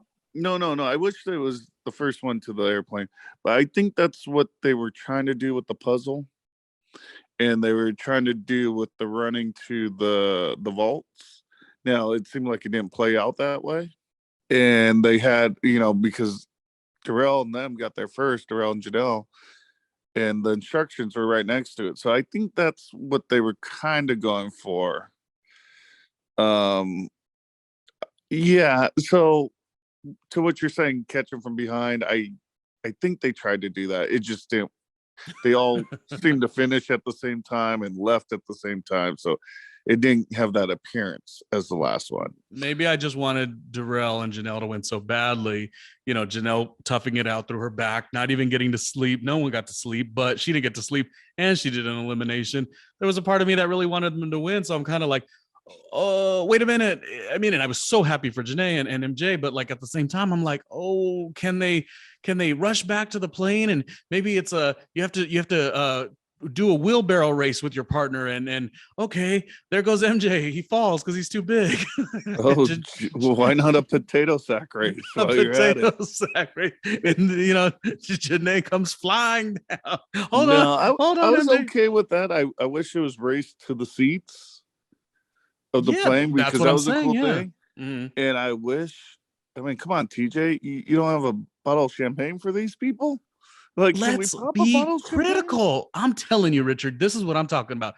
Okay, not only did that no champagne, the most we got was the door shut. No, I Well, want to see the aerial cinematic shot when they walk right in. TJ gives them that money or says you won, blah, blah, blah. Champagne's popping, and that jet goes up, and you see this beautiful cinematic, for a show that loves to do the cinematic stuff, specifically for the flagship show, but still. Well, yeah. And then where are they going? Like, where's the plane going? Did it land? Are we going back to the States? And then I'm like, oh, Panama. I was like, oh shit, maybe we're going somewhere else. Yeah, well, but there was no MJ and John A. It was like a TJ. waste. It's like he threw him out of the plane when they were mid-flight. It felt like it wasn't over. Yeah, why we almost got like a waste of a plane. Like, was the plane a green screen? Like, not a green screen, but was the shot like a green screen shot? And then they just went into like a plane that's like at a museum, because it was like we see the victory party when they land, and it's like they get a red carpet? Where are we going? Where are we going? Where are we going, Richard? Hey, TJ, can you answer that?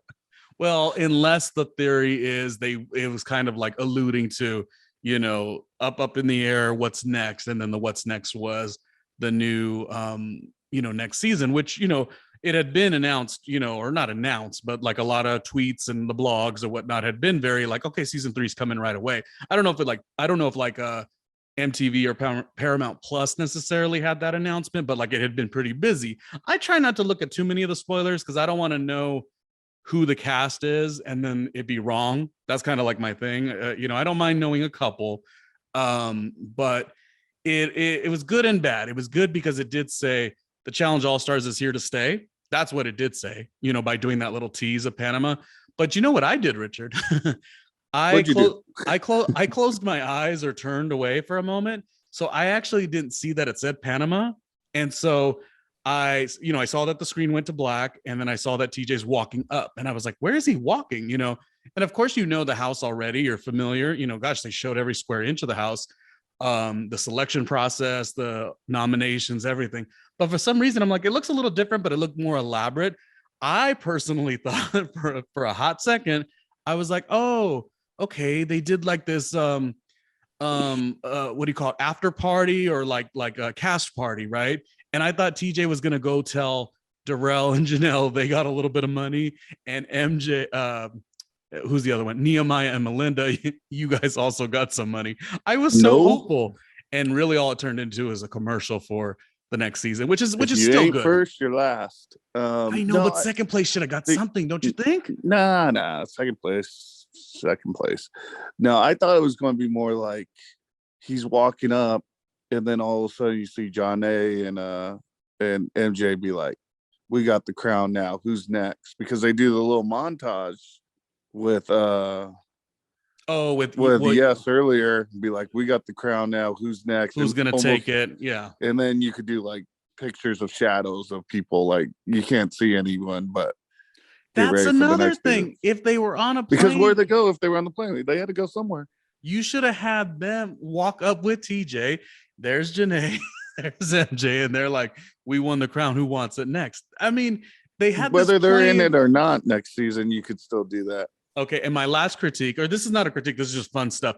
So when he did the tease, and again, maybe the tease is only limited because again, it's one of those things where so much information is already sort of not leaked, but like talked about online. And so maybe they just kept it very simple, like Panama season 3, it's coming, like chill. Maybe that was like the vibe, and it's a cool vibe. That's a good tease. But what I think they could have done, and they could have done it with for sure booked cast members, because of course I believe it filmed right, back to back kind of a deal.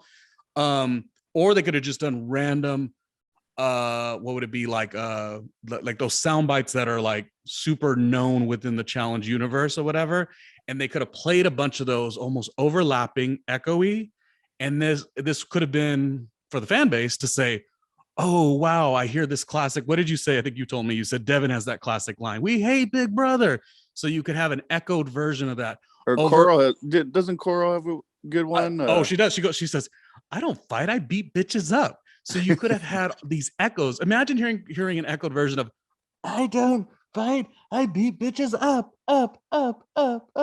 followed by Devin and followed by Bananas and his big commentary. Like that to me would have been the icing on the cake, is to have like almost who's going to be on season 3. But again, half that shit's leaked already online, but I try not to take it serious until the actual cast list is out there. But that's what I would have done. That would have been one thing I would have done. Yeah, I mean, we're getting into semantics here, but I'm excited that they showed us that it is coming back.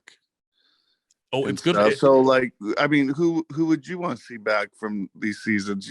If you had your 3, and who? I mean, it's probably Real World Austin. You don't want to see any of them back. But if you had to say, hey, 3 people that don't need to come back. Okay, so you're saying 3 I want on the new season, and 3 I don't. Yeah. You gonna answer too? Yeah. Here we go, Steve. Okay, so you don't want. I think I'm done with Steve. Okay. All right. Okay, I'll develop 3. So I definitely got to do Coral. Like, there's something. Coral, wait. She's on. I thought we were doing that we didn't like. I'm gonna do who I want on it first. Okay, and then, let's and then do that. So for me, it is, and she might be not of age anymore to want to even do it. Not saying too old to compete, but like maybe she does not want to do it. Coral is, she's so compelling, and whether she wins or struggles, it's just, I want her on the show. That's one. Who else do I want? Do I have to go with The Miz? You can. I mean, that would be really.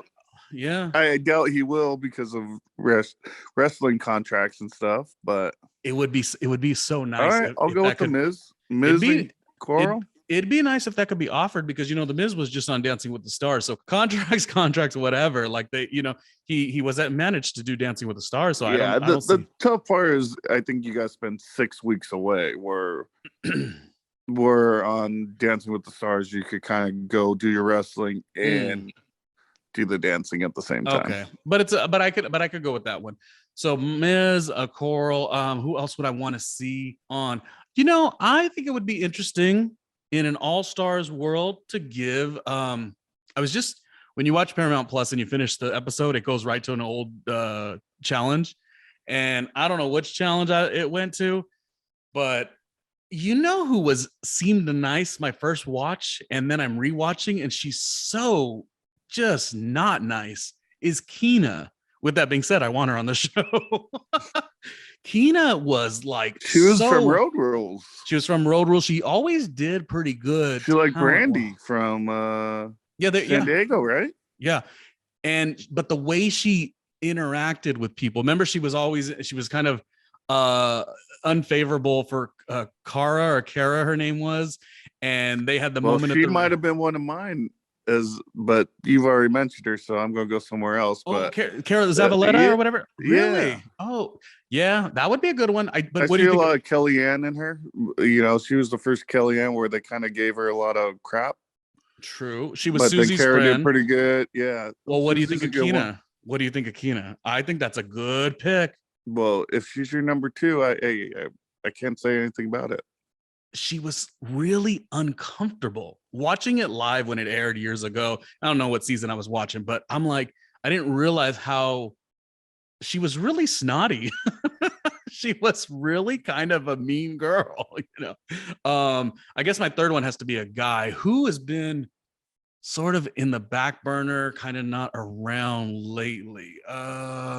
It's a tough question. I mean, you could go so many.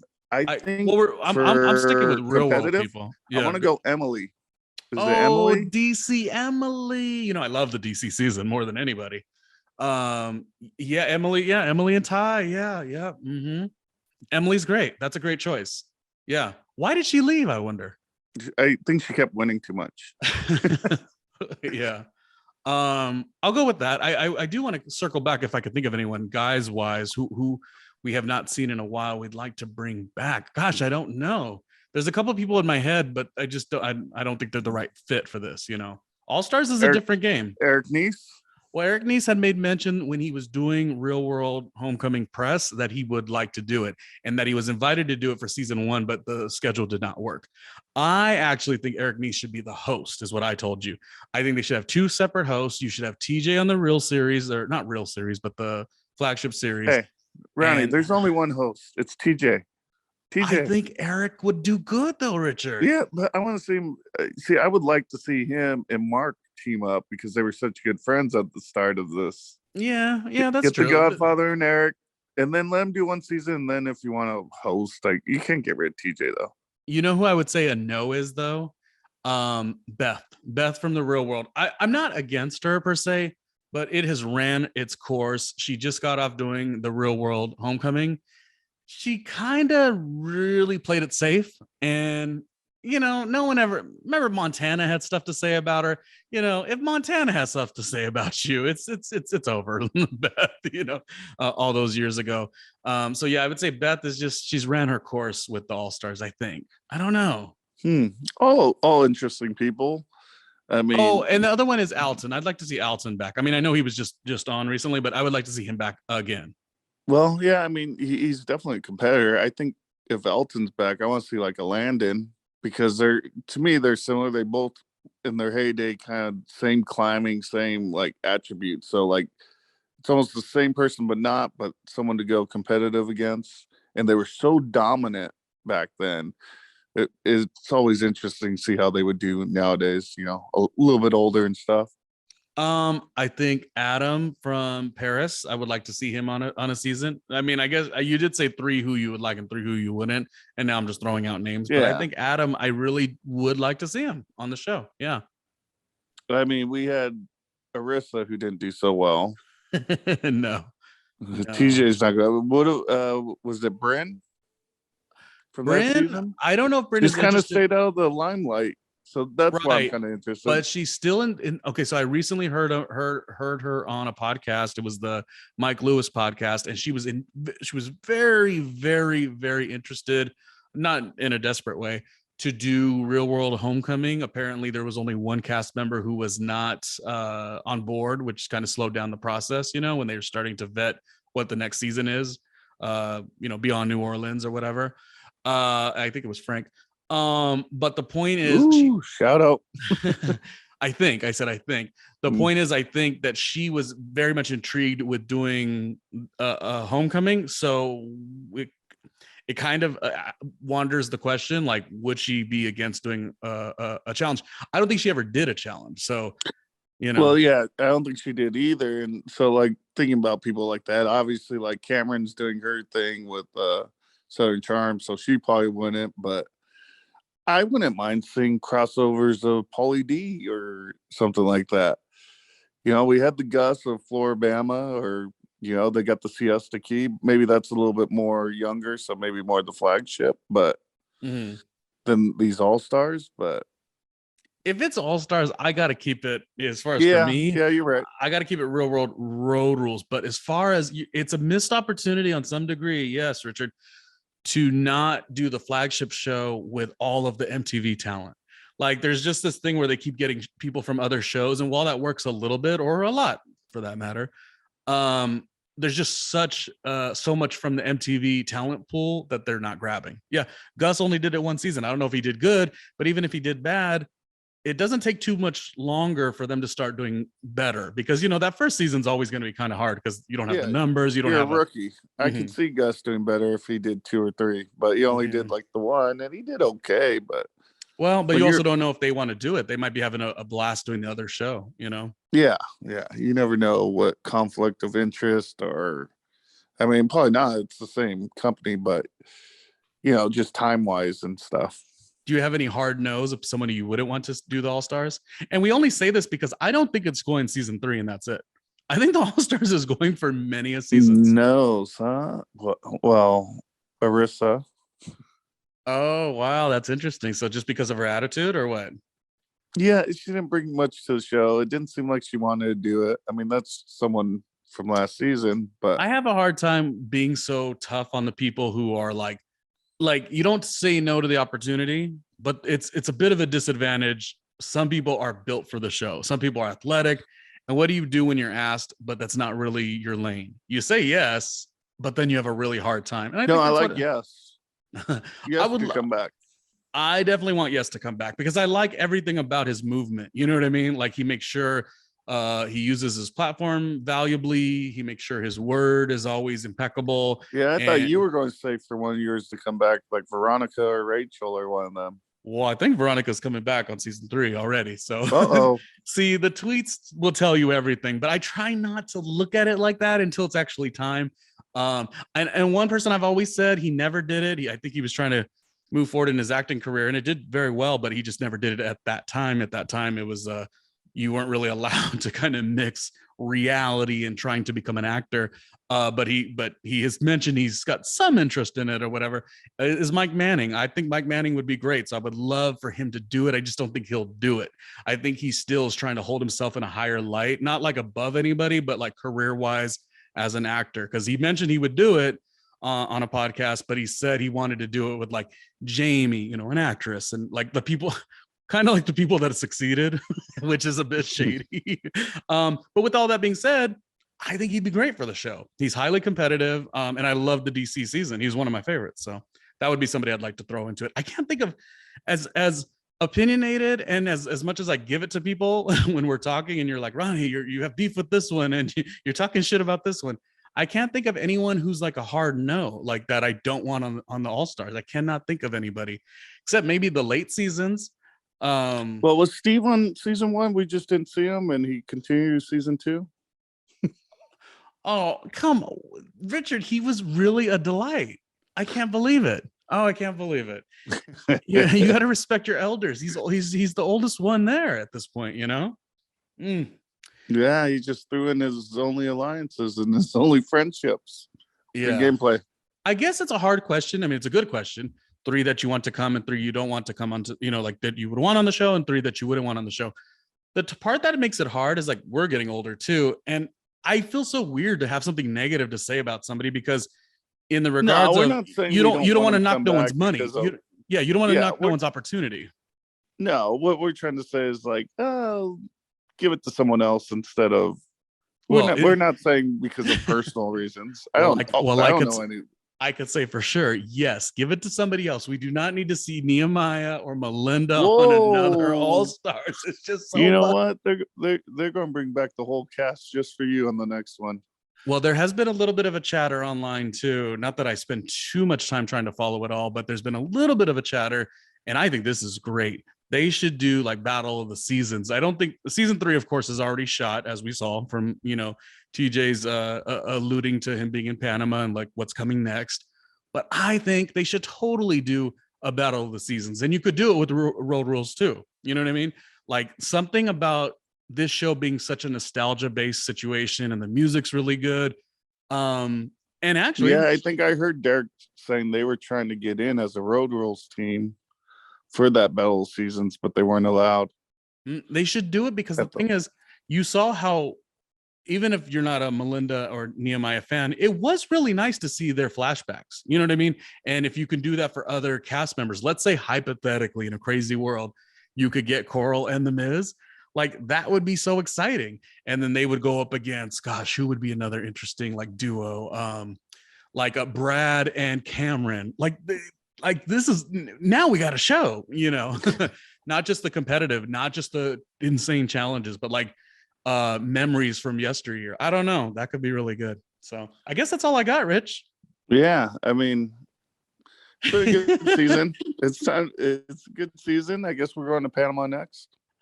Yeah, and I said this a couple times during our coverage of episode 1 through 10, and we did all the episodes. We just chunked a couple of them together because of time. But speaking of that, who won the confessional of the year? Confessional. You would have to say top 3, or who are the top 3 of confessionals? Okay, I got 2 right off the bat. I got 3. Okay, I'm going with my first. Well, then you got all 3, but then I'll choose. I'm gonna go with instincts, because you just asked the question and it came right to the top. Okay, so I'll give you the 3, and then I'll give you a brief note as to why. Jasmine, confessional queen. She gave an opinion. It was sweet when it needed to be sweet. It was mean when it needed to be mean. And she wasn't anyone that you necessarily, when you saw the cast, like you may have liked her, but you didn't know she was going to hit like she hit. Like she was very interesting. So she's one. Tyler to me is hysterical.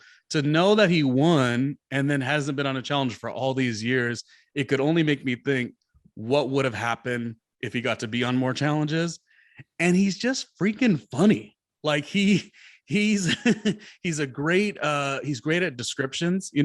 He really won us all, I think, when he was coming down when he was diving into the water, and he goes, I felt like a gazelle, but it turns out I looked like a sack of potatoes. Like, it's just, he really knows how to paint the picture. So that goes a long way. And honestly, you're not going to guess the last one. I think it's Darrell. Do you know why? I bet you're going to tell me. Well, it's Darrell because Darrell, I never strike as being so funny. Like, he's a nice guy or whatever, but he was really funny this season. Like, he had a lot of funny, opinionated confessional moments. And, you could tell that he's not doing it for attention or whatever, validation. So the fact that he was like a little more calm and relaxed and still competitive as hell, I liked it. Yeah, I mean, those are all good picks. I would maybe throw. You don't like? No, I do. I think I would throw Tech in there. Those would probably be the four. I would say Tyler, if he had a little bit more time, he could have maybe won it. But I think you're right with Jasmine. Yeah, winning Confessional of the Year. Like, she was the best just from start to finish. Janae had a couple moments later on, but I don't think she started off strong in the confessionals. But yeah, I think Jasmine, she would win her Confessional of the Year. And the one who kind of surprised me, not like they were great at confessionals, is MJ, because he was so bland for most of, like, just all the other challenges and this, and like he had a little bit more entertainment value and hit spots this season. So I would put him like most improved. Everyone's gonna have a most improved trophy. It looked like he had fun. I feel like somewhere in that confessional moment, Ayana should be one of the choices, but she just had great. She was all over. She had great moments, so I wouldn't call her a confessional queen, but she just was great. But yeah, there was a lot of really funny and interesting people. Derek K, he's always really funny too. He went home earlier than I thought, so that was interesting. So yeah, there was a lot of great ones, but it has to be Jasmine. Jasmine, I think we are collectively, yeah. Can we give her a award? We'll send her way. Jasmine from Cancun. She's the Challenge All-Stars 2 confessional queen for the year. Absolutely. Yeah. She hit it hard.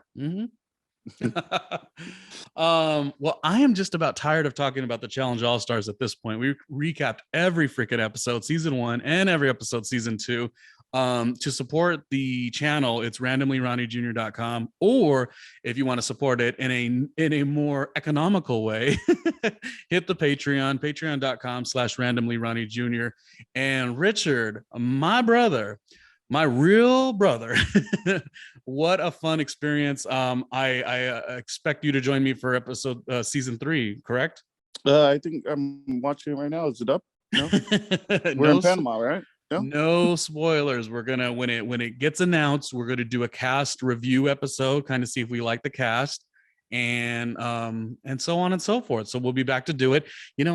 Paramount Plus does not have Devin doing the recaps, so I think we're doing an adequate job stepping in and giving some nice opinions. So yeah, hopefully soon we'll talk with some of the cast members. We've of course been in touch with a couple of them, so we'll see where that goes too. I'm really busy. My schedule's really busy, but I feel like we'll get them some way, somehow. So I'm not worried at all. It'll be good. My schedule's done. I think I'm going to go watch a couple old seasons, maybe Duel 2, or, watch Johnny Bananas as a backpack. I don't know. We'll see. I think that Richard's really good because I don't know many people who will watch all challenges, like every single season of the 37, or is it 38 now? And we'll go back and watch them again. So you're with a certain elite fan base, I gotta say. Yeah, maybe go back to watch Real Cancun for Johnny's win.